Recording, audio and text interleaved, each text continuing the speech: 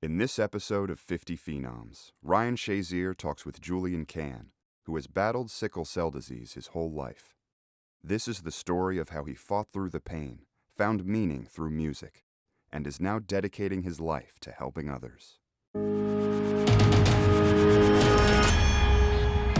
Ryan Shazier's 50 Phenoms, in partnership with UPMC. So, what is sickle cell disease?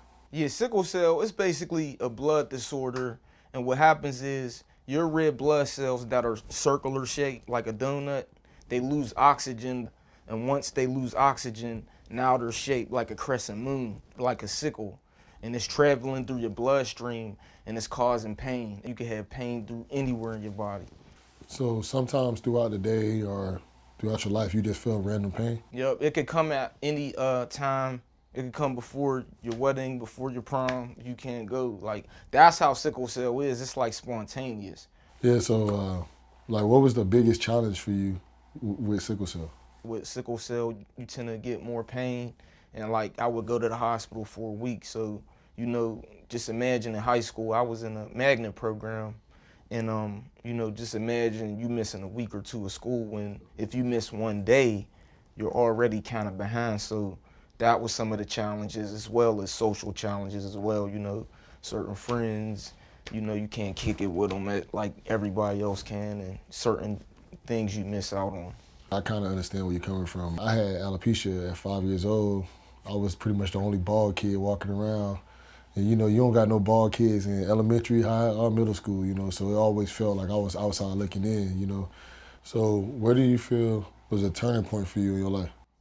My turning point, I think, was my last time I was in the hospital. It was my first time from going to, you know, the children's hospital to the adult side. There gotta be a way I could prevent coming here, because I want to be outside living my life, doing music and working and getting back to, you know, I'm not no kid no more. Like, it just got real old to me at this point. So like, what did you do to change your life? With a better lifestyle and diet, that's the best way you could prevent it. And I just start seeing the benefits, you know, my skin getting better, I'm feeling better staying out of the hospital, start getting more motivated to work out, and it just was a domino effect to better health. So I heard you talk about your doctor. Do you and him have a pretty good relationship? Yeah, man, it's funny you said that, man. My doctor, he's like one of the coolest doctors in the world, man. I mean, me and him just have a crazy relationship to where, like, we work together on different things. He kind of works closely with me as far as that. Julian tends to experience severe acute episodic pains. And as in other diseases, distracting from pain and being involved in activities that are important, that are pleasurable, but also that are fulfilling, are very important to distract from the pain and to have a better quality of life in general. And so music and art are very important and certainly help in managing the disease. So why are we in the recording studio? So the studio is everything for me because it just you know, shows that that's how I express myself. Like, writing, I always had that. When I was in the hospital sick, I always had a pen and a pad. My brain didn't hurt.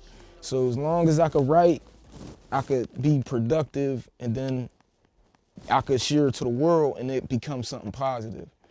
Do you feel like music is delivering the message that you're trying to present? So I think a lot of people are inspired by my music, especially a lot of the kids. They watch everything I do, from battles to music videos. You know, as long as, you know, I'm giving the right message, I'm going to continue to do it. What would be your best advice to somebody dealing with sickle cell?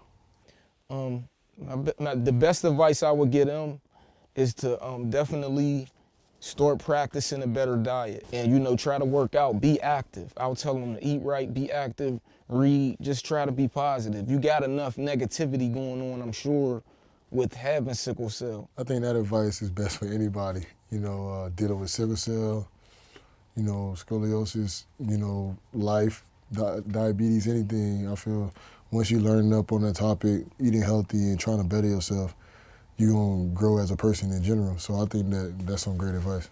Appreciate that. So what do you see yourself in the future? I want to maximize what I'm doing now as far as advocating and educating and spreading awareness. I work for the Children's Sickle Cell Foundation, and I've been with them for 2 years. And we basically work as like community workers as well as like social workers. We go out to Harrisburg, we go get with the politicians, try to get laws changed, try to get more grant money to do more. So it's just like basically I'm an advocate for sickle cell. And even myself, it's motivating to see myself, you know, to see where I came from. So the future is definitely looking bright. Julian, man, I wanted to make sure I gave you a jersey, man. Now you're a 50 Phenoms. Here you go, brother. Oh man, thanks a lot, man.